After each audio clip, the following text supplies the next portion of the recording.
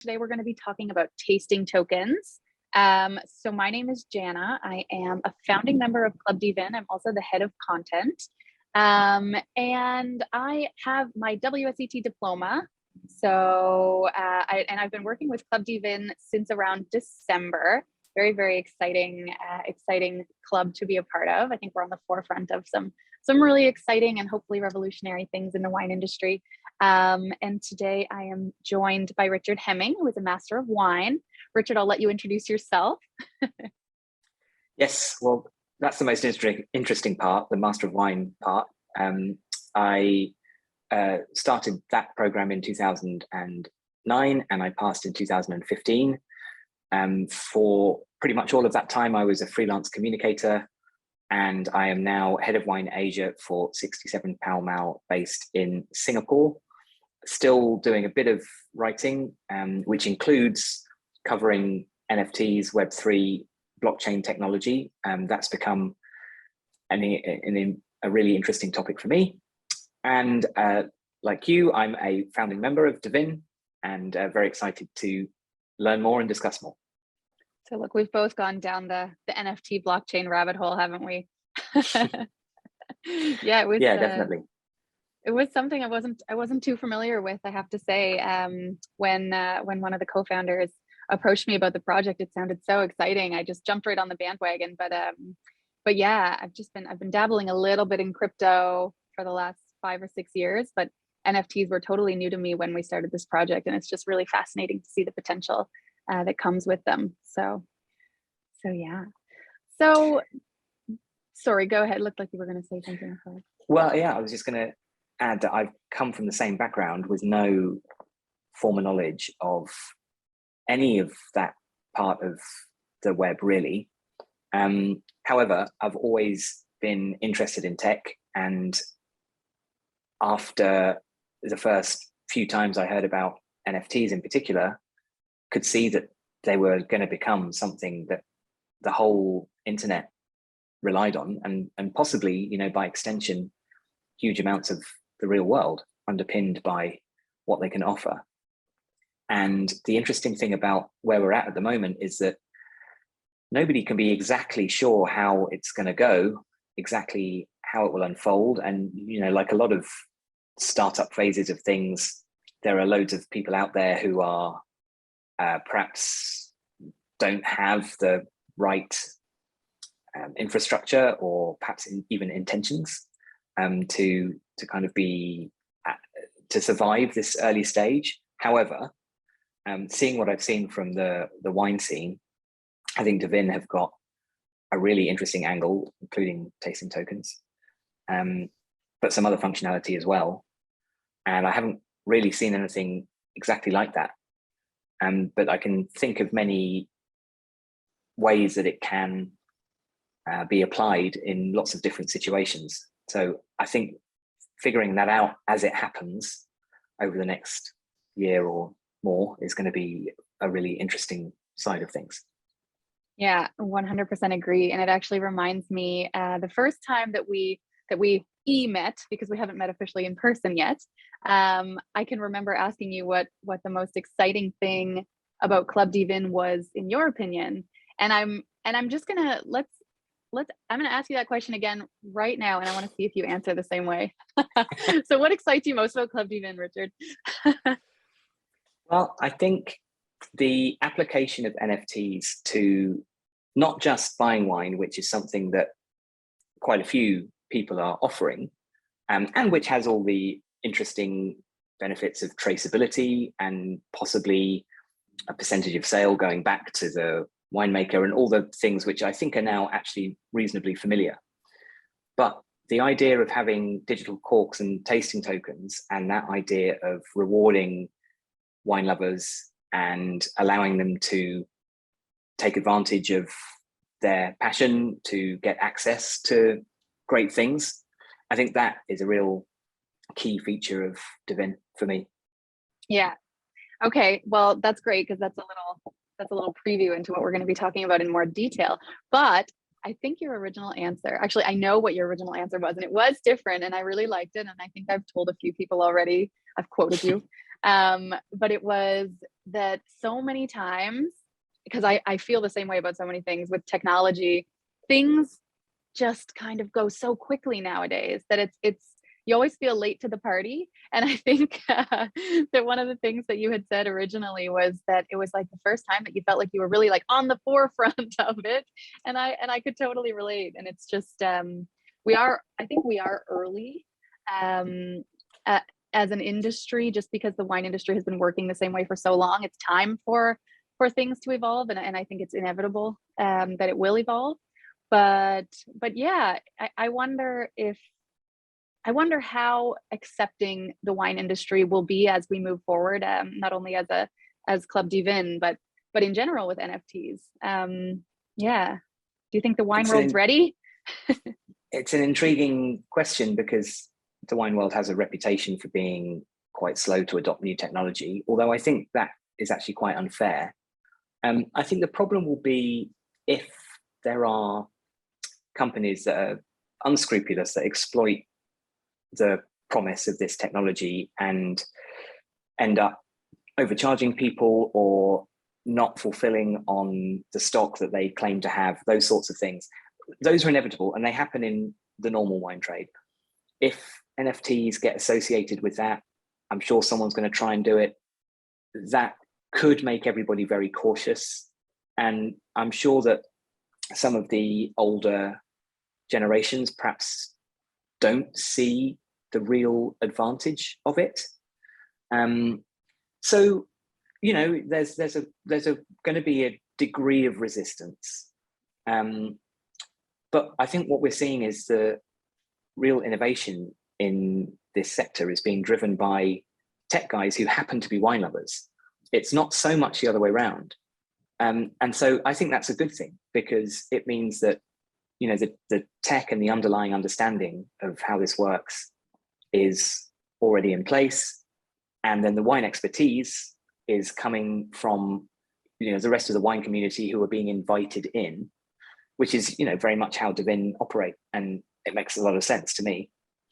And just to go back to your point about sort of being the early adopter, and of course, it's still early days, but even in the few months that I've been involved with this, it's so easy to become accustomed to it and to feel like it's kind of normal now to talk about NFTs. And I've been looking into metaverse worlds quite recently, seeing how wine companies are branding and advertising in those spaces, thinking about how 67 Pall Mall could potentially adopt a metaverse club, and how NFTs could allow access to that, and all those sorts of things. And if you immerse yourself in something, you know, it just becomes so normal to you. And it's easy to forget that to a lot of people, this is still brand new information.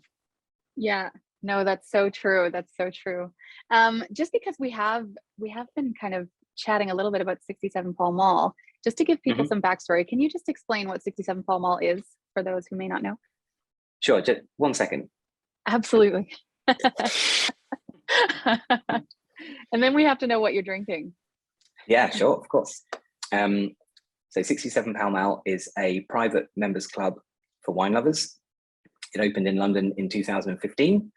I was just saying to you before, I joined as a member when it opened, and the Singapore branch opened on March the 1st of this year. There is another branch coming in Beaune, in Burgundy, and then in Bordeaux, and then very possibly in Mumbai.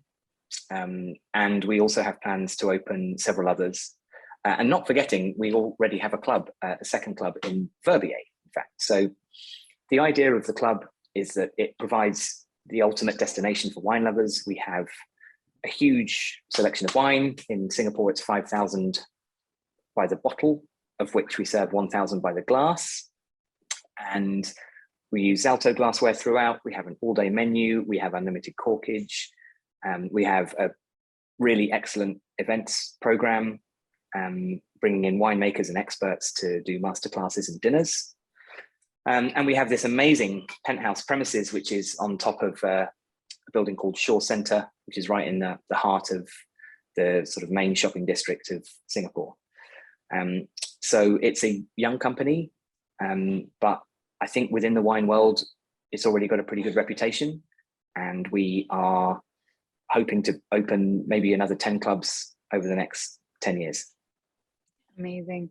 Yes, and we're going to be doing an event with Richard in Singapore at 67 Pall Mall in September for Pro Wine Singapore. So if anybody is planning on going, or if anyone is based in Singapore, let us know. We'll be doing a really interesting event then. So more details to come. But before we get into tasting tokens in depth, what's in your glass? So it's a McLaren Vale Syrah Grenache by a guy called Toby Beckers, 2020 vintage. So Toby, I've only met a few times, but for some very happy reason, he sends me his new releases to taste. So this is, I think, just on the cusp of being released. And for a long time, he was a really top grower in McLaren Vale. So when I did vintage once in my life, and that was in 2008, and the winery I was working for bought fruit that was called Becker's fruit, and it was the most prestigious and the most expensive and the best fruit. And so he bottles it himself now.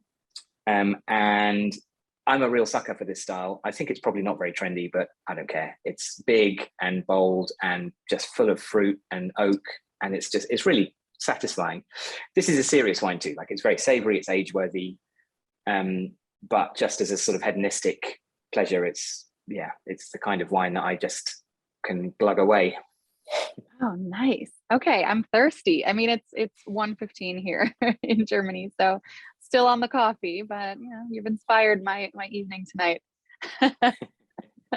All right, so I'm not sure if Isaac is joining us. The plan is that he does. If he doesn't, no problem.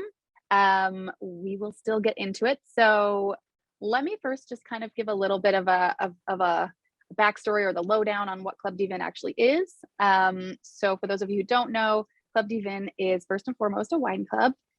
So it's all about curating really like once in a lifetime experiences around, of course, wine, but also gastronomy. So gastronomic experiences. We are global, so we do offer really wonderful events all over the world. We've already started doing events. I think our first one was in February in Denver. So we do a lot around crypto conferences, blockchain conferences, things like that. Anytime there's a really big wine show happening in the world, for example, Pro Wine Düsseldorf or Wine Week Bordeaux or En Primeur or whatever, we tend to be there. And usually what we do is we host exclusive rare wine tastings, and we mint tasting token NFTs.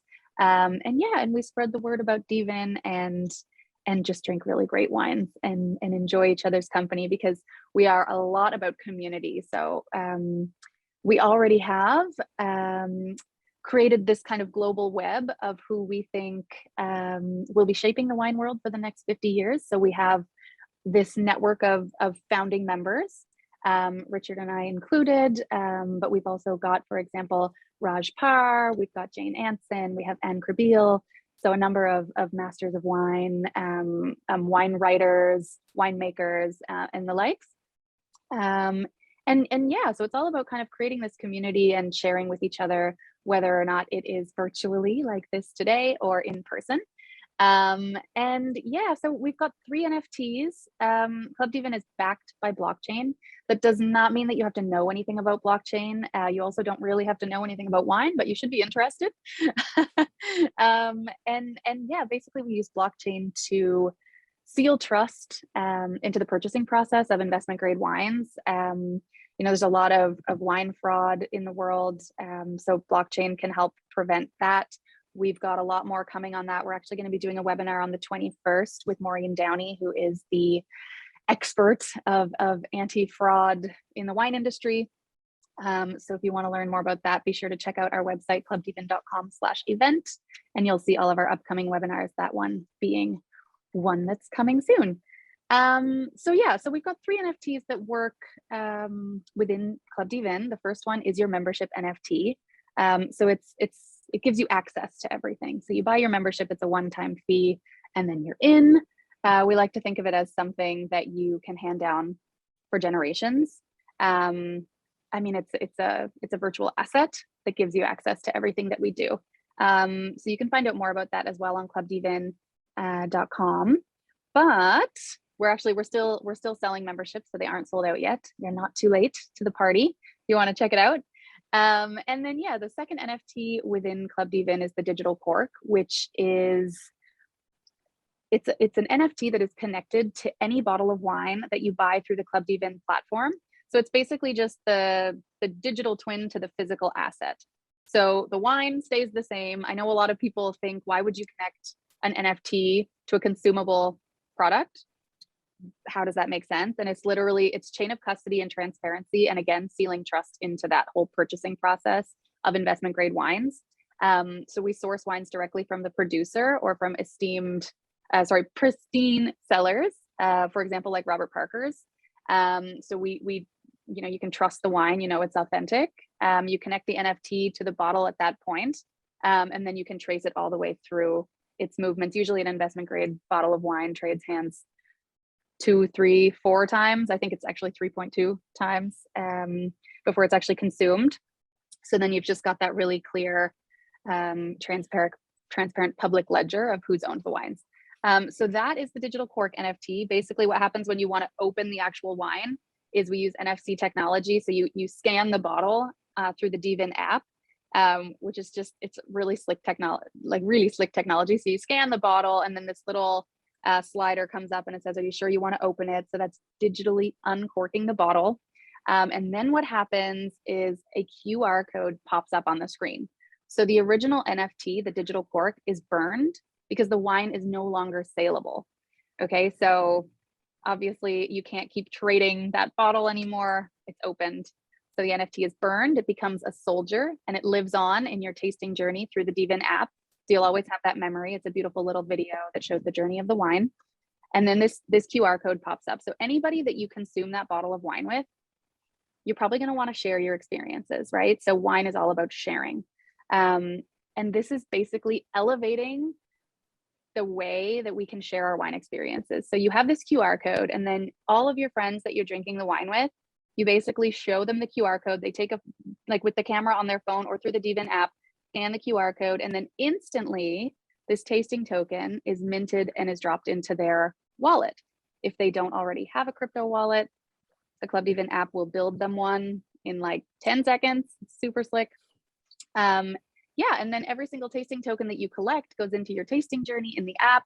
And you can always go back and, see your memories. There will be different ways to sort the tokens. So you can either sort by region or who you drank the wine with, and so on. And then there's all kinds of incentives that kind of go with that. So yeah, but I'm rambling. So Richard, what do you think about the tasting token technology? Well, it's one of the things that I haven't heard anyone else really delivering. And it feels like such a logical extension of what most people are doing, which is attaching an NFT to a bottle of wine. So I think there's a couple of things that are really interesting about how those tasting tokens will manifest. One of the ones that's intriguing me is how you might display them, collect them, and use them in the metaverse. And I think that feels to me now like the real kind of next frontier. I'm already kind of looking ahead because it seems so inevitable that we're going to move a lot of our online lives into these platforms. And in many ways, we're already there. If you look at Vivino, for example, that really offers the same kind of idea that you build up a digital cellar. You have the list, you have all the pictures of the bottles on your phone, and you can kind of earn ranking, and you can have friends, and that effectively is what the metaverse can offer, except that it's underpinned by authenticity. Anyone can just take pictures of wine labels that they don't own, or that it's very easy to kind of game that system. And so I think how NFTs and tasting tokens in particular will work in the metaverse is a really interesting application for them. And I'm also intrigued by a very brief conversation I had, I think with David on, was it Discord, or maybe it was just by email, but about the idea of soul-bound tokens as opposed to NFTs. The idea that you can have a token that is not tradable, that really just sticks to you forever. And that I think, is an even more intriguing way of considering something like this. Because, you know, in theory, I could trade a tasting token or swap it for another one. And there's then a sort of question over who actually drank it or shared it or whatever, that kind of thing. I think the idea of a soul-bound token where it really is attached to you forever, like in the same way that the WSET diploma certificate would be attached to you forever. And that's got real credibility. And, you know, if you can, it's like getting Twitter verified. If you have got that sort of third-party endorsement and it's traceable and it's legitimate and everybody else can see it, I mean, I think those are the sorts of examples that really make people click and understand what all the fuss is about. Totally. Yeah, so that's actually interesting. The SBT tokens, I would have loved to have asked Isaac a little more about that, but we'll have to get into this with Isaac another time, because that's another thing that, you know, I just got into NFTs like 6 months ago, right? So then I was like, oh, now there's the SBT. What is the SBT? But no, it is definitely very interesting. The idea, of course, being, like you said, that it's non-transferable. But I think I suppose our tasting tokens are in a way an SBT. But yeah, it's all about proof of experience, right?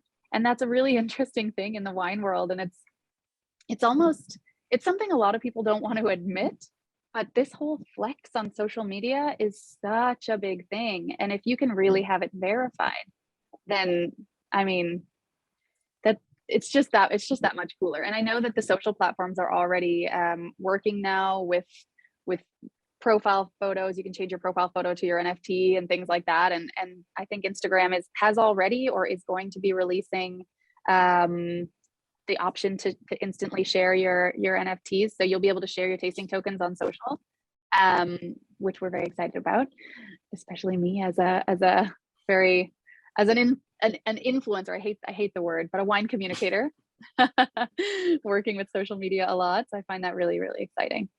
But yeah, sorry, go ahead, Richard. Well, I was going to say that another thing that I think to go back to the metaverse, another thing that I think will make a big difference, if the rumors are to be believed, that when Apple releases a headset, a proper VR accessory, I think so many people will just start exploring how that works. And that will push forward the applications of metaverse. Just like before the iPhone, nobody knew or cared what an app was. And if you told people you're going to have 100 apps on your phone and it's going to organize everything from your finances to your dinner, to your directions, to your flights, to everything, it's impossible to even conceive of it because people they didn't have a phone, they didn't have a smartphone. And that's, how old is that technology? Like not even 20 years. Is it even 10 years? And so when you think of how quickly that has changed, I think it'll happen very rapidly with the advent of new technology. And then the other thing is to go back to NFTs or SBTs or however they manifest. Nobody would have seen how ubiquitous, for example, websites would become, or even podcasts. You know, there's such low barrier to entry to those things. Everybody's got, if they don't have a website, they at least will have some kind of social account. You know, you can put a podcast online within an hour, with almost no technology required. I mean, there are companies out there that will get your home recorded song onto Spotify within a day. Everybody has got these online presences that have just come out of nowhere. And the idea that NFTs won't be this ubiquitous, essential part of Web3, I think is just so naive. I think it's bound to happen, but it's still, people are skeptical until they maybe hear the examples, the use cases. Yeah, that's right, for sure. And I think just even more so in the wine world, very, very traditional industry. So yeah, it'll be interesting to see how quickly the industry picks it up. But I mean, you're seeing it already in all over the world in the wine business. But I just wanted to talk about one more thing. So I think I kind of skimmed over it a little too quickly, but what a tasting token actually is visually is similar to the Digital Cork, where I mentioned that it's kind of the journey of the wine. So it's this little video basically, and it starts with a clip from the origin. So it could be from the vineyard or from the cellar with the winemaker. And it basically just shows the journey of the wine and where it travels. So the final beat of that video is actually in a tasting token. It's the event, it's when it was opened. So if you go to our social platforms, or if you check us out on YouTube, we feature our tasting tokens in a lot of the videos that we've been putting up, and you'll be able to see that journey. And you'll notice that last beat is really the events that we've been doing, and you can see people interacting. And this is kind of a cool thing about tasting tokens moving forward, because you'll be able to actually personalize them and add your memories, add your tasting notes. It's like a journal. So not only proof of experience, but also a journal. Yeah. And then, Isaac reporting from the castle. Hey, thanks for having me. Hey, how are you? Very good. No worries. I'm up in the tree house. There's a tree house in the castle? Yes. You're kidding me. Can you show us around? Sure. Let's see. So here's the treehouse area, and that's like the view through the trees. So it's not a good castle view from here, but it's a good place to hide. Oh my goodness, that's too good. Okay, so Isaac is joining us from a castle near Hanover in Germany. He hangs out in castles all the time. Maybe Isaac, you want to tell people why you're always in castles?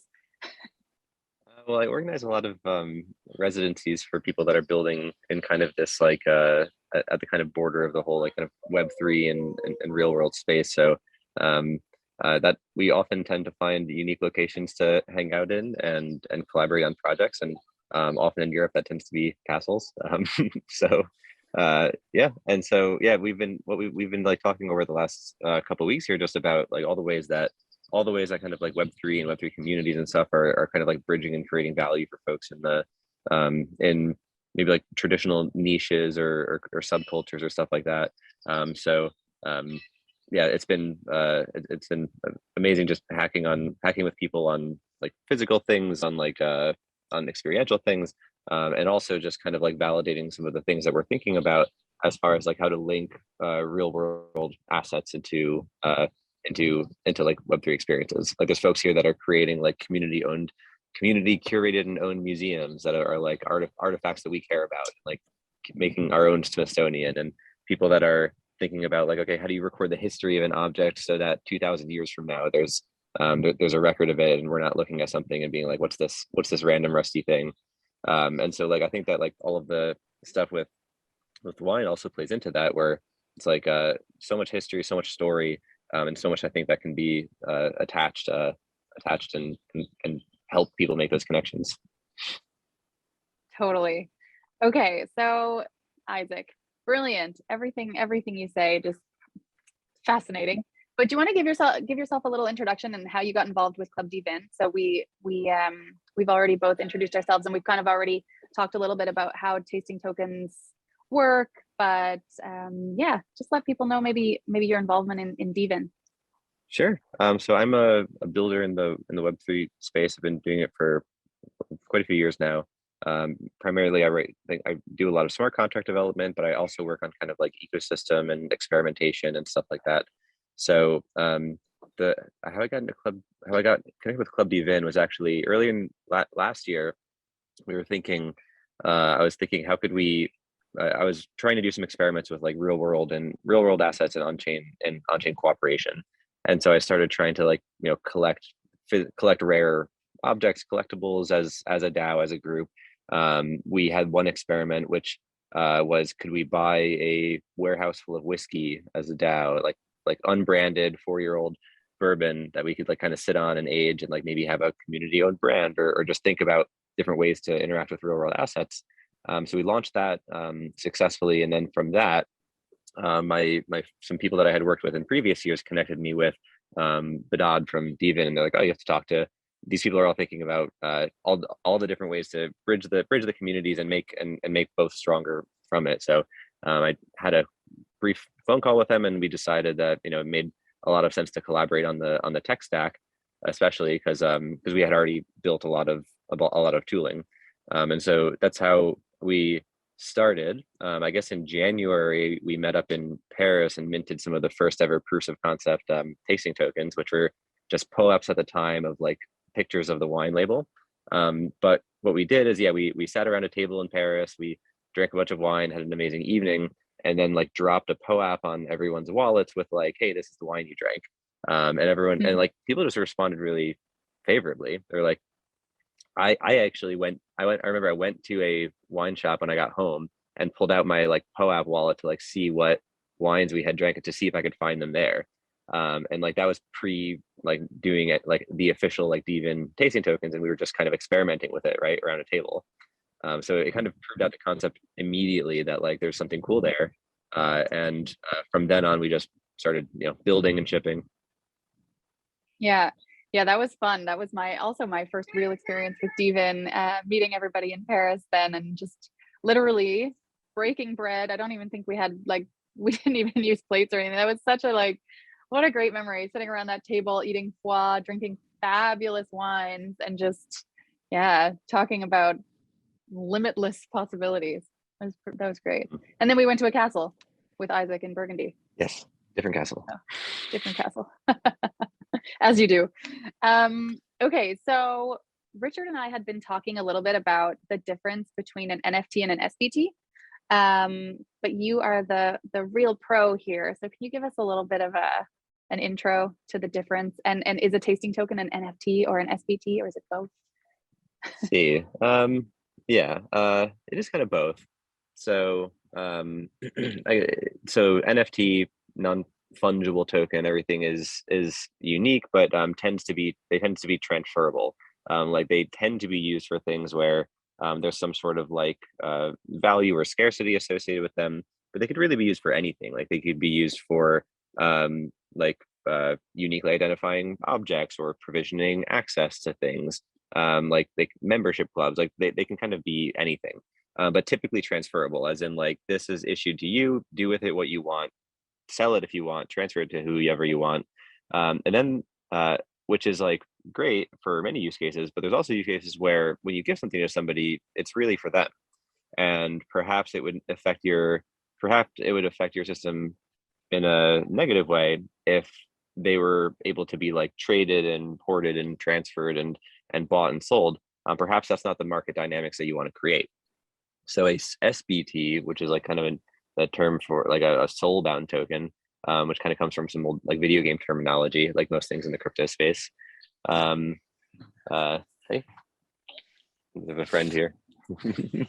So an SBT, typically what you want to do is hi. Hi. Again, treehouse and slides over here as well. So an SBT typically is used when it really matters who you gave it to, and you don't want these things to be transferred, because like they shouldn't technically be transferred, but primarily that's not the use case. The use case is to really build up a reputation and profile over time of somebody, kind of based on their on-chain activity.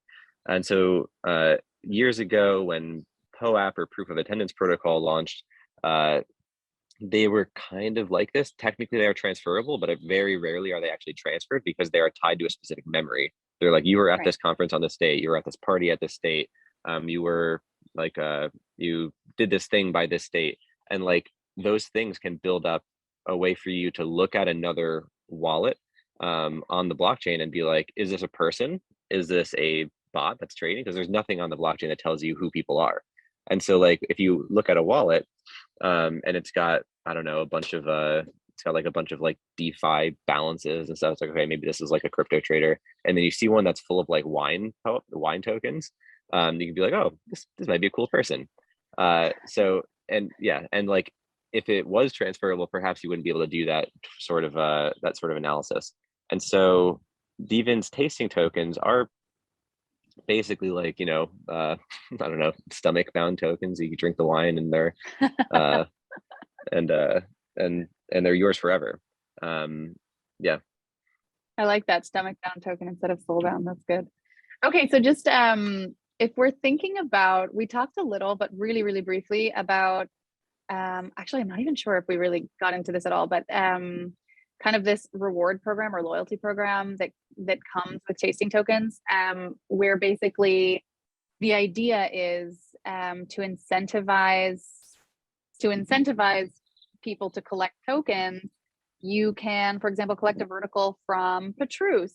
If you have 5 tasting tokens in your wallet, good job from Petrus, then it could be, you know, that Petrus says, hey, we want to invite you and 5 friends to the chateau to do a private tasting. So we are working with our partner winemakers to make things like that happen. But there's a big incentive on the side of the winemaker as well, because it's the first time ever that the winemaker is actually able to communicate with the end consumer at the point of consumption. So that's really, really valuable for a number of reasons. But I actually still kind of wonder if you like, Isaac, I don't know how transparent this all really is, unless, like, do you have to connect your name? Basically, does your name appear on the blockchain? Is it your wallet address? Do you decide that? Like, could the winemaker really look and see who is that person who just drank the wine, or is it just a wallet address? How does that work? So at its simplest, it's just a wallet address, but there's often a lot of like kind of like sleuthing you can do to figure out some information about a person, and but that's entirely in their ability to control it. Like for me, if like I see maybe I am like bidding against somebody in an auction on chain, and I'm like, okay, who is that guy that beat me? And like I can like go to his wallet, and there's something called ENS, or Ethereum name service, which allows you to attach like a kind of like a domain name to your wallet. And for mine, it's like Isaac.eth or something, or not that precisely, because that one was taken, of course, but mine is something close. And then some people have it, and then a lot of the time people like have it as their username that they share across profiles. So it's like I don't know, bullfrog.eth, and I'm like, okay, who's that? So I look on Twitter, and I'm like, oh, that's the guy that uses that exact same like that same handle, and then I could like DM him and interact with him. And so right now in Web3, that's kind of the extent of it, is like you might be able to figure out who somebody is.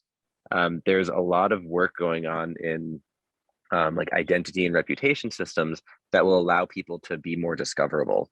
So somebody might like, there's something called Ethmail and some other like services that are very early stages of, you know, newish industry, where you can send private messages to somebody based on a wallet address, and like they can log in and see it. It's like kind of a message in the bottle service. So it's this weird thing like where you can't like email an Ethereum address, but you can like figure out a little bit who that person is. And honestly, the space is like small enough right now that if you're like kind of in the same projects, you probably know like a friend of a friend who knows the person. Yeah. Cool.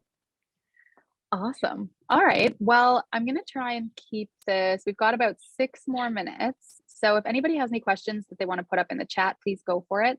But yeah, otherwise I would bring it back to Richard. Richard, how's your wine? Nearly gone. So I need to put that right in about 6 minutes.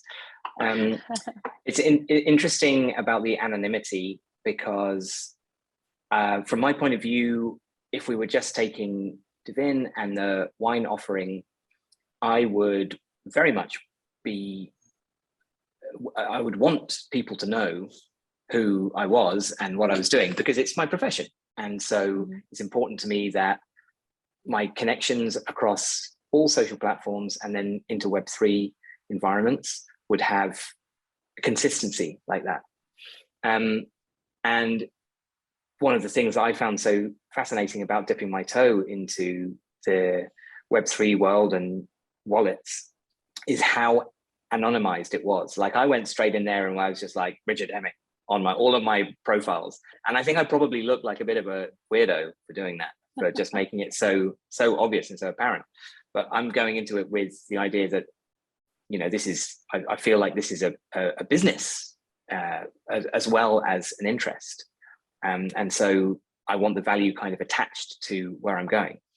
And you think about how Facebook works, or at least how it was intended to work, was that it relied on you being honest about your identity, and that kind of slipped. And now there's all sorts of people who are trying to actually cover their identity on Facebook. I think Twitter is primarily based on knowing that you are actually following the actual person that you think you're following, rather than a spoof account. And Insta maybe is a bit between the two. So I'm personally interested to see how that's going to evolve on Web3 and wallets, because at the moment it looks 100% anonymized to me. Like I look at all these guys and think, yeah, sure, I could do some sleuthing, figure out who you are, but it's clear that you don't really want people to know at this stage. And I think one of the things that will perhaps increase this trust of it is when there is a bit more personal identity involved. Yeah, I think I would do it. I would do it the same way. I would have my name on it. Like I think the sense of wine and community and talking about tasting tokens and digital corks and things like that. I certainly wouldn't have a problem having my name on anything like that. So yeah, the bragging rights, right? All right, cool. So I don't see any questions in the chat.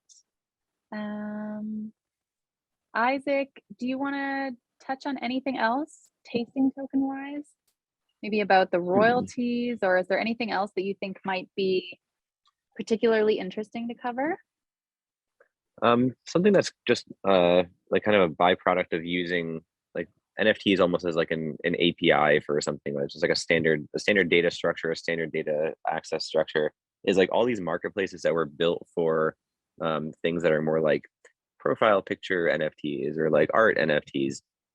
It's just, I think it's very cool how you can repurpose the exact same technology for a completely new experience. Like I can go on to OpenSea, where most people are maybe like browsing for I don't know, some digital art to buy and appreciate or speculate on or whatever.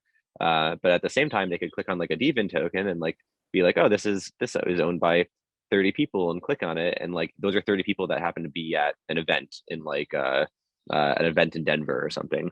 And like it's just interesting to me, like that to me speaks to the nature of the composability of the Web3 ecosystem, where this thing that was not at all built to be a wine social media platform, you could still use it as one.